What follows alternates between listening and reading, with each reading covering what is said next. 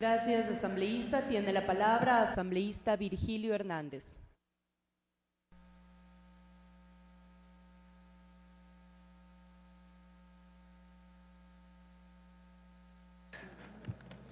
Gracias, señora presidenta, colegas legisladores.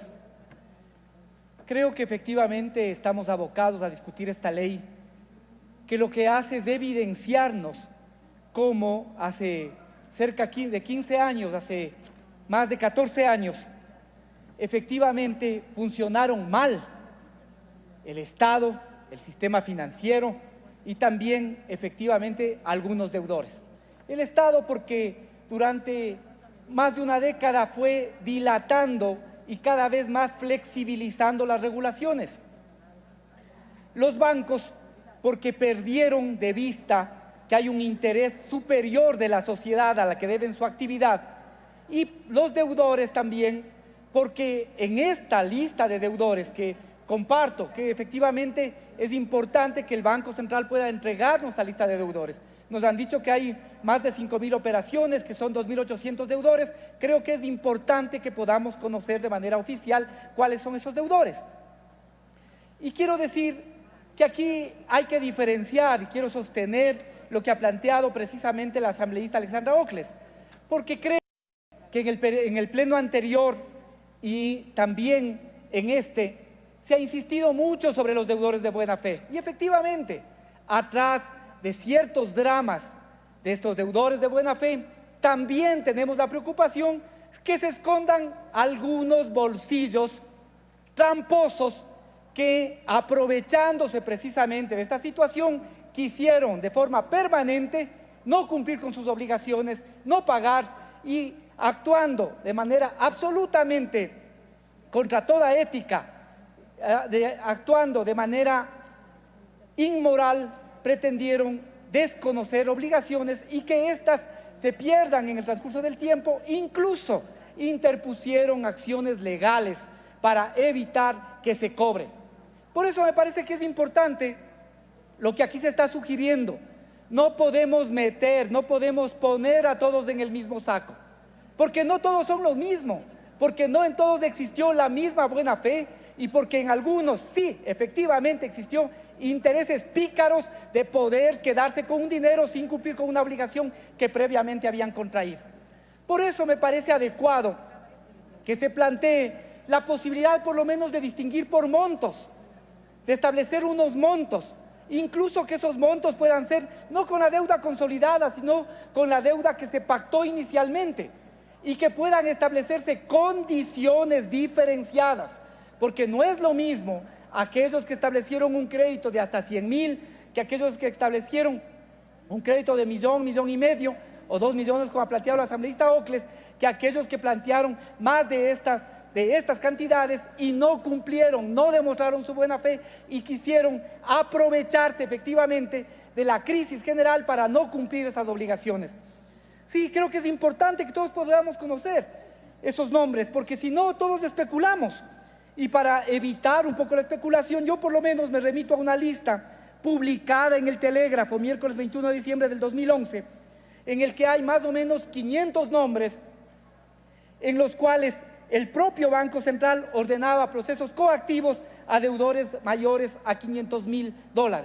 Aquí hay importantes nombres que además demuestran la tesis de cómo, por ejemplo, aprovecharon su poder político para buscar encubrir sus obligaciones, encubrir sus deudas y quedarse con la plata.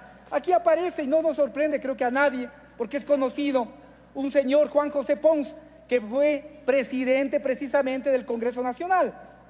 Aparecen otros nombres también que han estado vinculados a lo que ha sido la historia política de este país. De tal manera que creo que es absolutamente sano que podamos tener la lista de todos, que el Banco Central nos pueda entregar esta información para que podamos saber. Y apoyo lo que ha planteado la asambleísta Alexandra Ocles, de que podamos establecer grados y podamos establecer condiciones para que la ley no sea un beneficio generalizado a todos, sino en función de evaluar que existió esta intención de cumplir con obligaciones previamente contraídas. Esta ley no puede ser un manto con el que se licúan las deudas de grandes deudores que buscaron aprovecharse buena fe del pueblo ecuatoriano. En eso queremos ser absolutamente claros y reiterativos como bloque del Movimiento País.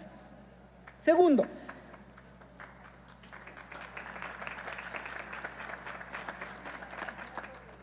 creo que un elemento importante también que debemos insistir es en poder establecer como asamblea una adecuada fiscalización. Y ahí hay que ver que además muchas de estas responsabilidades pueden estar incluso prescritas. Por eso tiene que establecerse un proceso de investigación y de fiscalización a partir de la publicación de esta ley. Y en el mismo, nosotros no tenemos por qué garantizar el pago de algunos liquidadores de los fideicomisos que no cumplieron con su obligación. La ley tiene que establecer que solo tendrán derecho al pago cuando demuestren efectivamente que gestionaron y que existió eficacia en la gestión, y no cuando se dedicaron a dilapidar o a establecer una serie de obstáculos que precisamente impedían el pago. Creo que esa es otra cosa importante que debemos establecer. De igual forma, me permitiría abonar en el criterio que aquí se ha planteado. Es cierto que podamos o que puede excepcionalmente crearse, como se ha señalado aquí, un artículo que contraviene las normas generales del Código Civil. Pero es que la ley tiene que responder a la realidad, y lo que estamos diciendo es que así como hay deudores de buena fe, también hay otros que no lo son y que no son las hermanitas de la caridad. Y como no son las hermanitas de la caridad, hay que establecer que si una vez reestructurada la deuda no cumplen con esa obligación, pues estoy seguro que algunos no van a cumplir, han estado siempre buscando evadir el pago. Entonces, no tenemos por qué como sociedad concederles la posibilidad de que las acciones legales se sigan sobre la deuda reestructurada, sino sobre el monto original que tenían que cubrir con el Estado y que no lo hicieron, buscando mecanismos legales y no legales para no pagar. De tal manera que creo, y de esa manera apoyo también lo que aquí se ha planteado. Adicionalmente, quisiera plantear dos elementos de fondo y algunos otros elementos de forma. Dos elementos de fondo. En el artículo 4 tiene que incluirse que en el caso de las compañías activas, estas compañías activas pueden trasladarse a sus trabajadores, porque la crisis no solo afectó a los acreedores que no han podido ser pagados y que recién ahora con esta deuda, con esta ley se está buscando cumplir con ellos, sino afectó a la sociedad en general. Por lo tanto, estas compañías activas tendrían que tener la posibilidad de que se trasladen a sus trabajadores o a asociaciones, a organizaciones de la economía popular y solidaria. Creo que esto sería de justicia con la sociedad. Otro elemento importante que me parece fundamental señalar es lo que ya está pasando y que ahora también se afirma en esta ley. Los bienes se trasladarán a Inmobiliaria, al MAGAF. ¿Qué ha pasado con el tema del MAGAF? Que cuando se traslada a organizaciones, por ejemplo, para cumplir con este objetivo de redistribuir, se traslada también los litigios. Y esos litigios han generado que incluso puedan existir muertos como han existido en los últimos meses en la provincia del Guayas. Por eso, a pesar de que la ley establece que tienen que ser saneados, creo que no está por demás señalar que en caso de que se presenten conflictos en lo posterior, estos solo serán para discutir el monto, pero no para discutir ya la propiedad de los bienes que han sido trasladados. Me parece que esto también es fundamental que podamos establecer. Por último, quiero referirme a algunas observaciones más bien puntuales de forma, algunas que están en el artículo 1, que en el primer inciso, por ejemplo, se establezca la frase sean de administración o de garantía en relación a las compañías deudoras inactivas que hayan constituido fideicomisos. De igual forma, en el mismo artículo 1, que se pueda establecer que respecto a los plazos establecidos por el Banco Central de 210 días para liquidar los fideicomisos, que sean 120 días, debido a que es un procedimiento más sencillo, mientras que las fiduciarias solicito que se amplíe de 60 días a 150 días para transferir su patrimonio sobre los bienes inmuebles al Estado y así darles un uso productivo. Igual sugiero que respecto a las cláusulas contractuales que obstaculizan dichas transferencias, incluya la frase aquellos que establezcan cualquier tipo de honorarios, incluyendo los honorarios y valores por restitución de los inmuebles. En el artículo 3 reemplazar la palabra terceros por privados respecto a las transferencias de dominio y de igual forma incluir también la resolución Junta Bancaria 2009-1427. A más de esta resolución, incluir a la resolución 002-2009 del Directorio del Banco Central del Ecuador. En el artículo 8, agregar en el último inciso, respecto a los bienes muebles, se aplicará la normativa legal vigente que se creyera más pertinente. En el artículo 9, solicito que en lugar de 360 días, se plantee 365 días, que es lo que corresponde a un año calendario. Además, sugiero, voy a concluir, Presidenta. Además, sugiero que en el pago de acreencias jubilares se elimine aquellas que hubieran sido calculadas erróneamente, pues no se puede asegurar el error de las mismas sin menoscabar que pueden ser reprocesadas por el Ministerio de Relaciones Laborales. En el 10 se debería agregar la palabra depositarias para que el texto se diga claramente acreencias depositarias. En el artículo 11, agregar que las acreencias que se debieren entre instituciones financieras extintas se extinguirán para efectos de pago por cualquier entidad del Estado.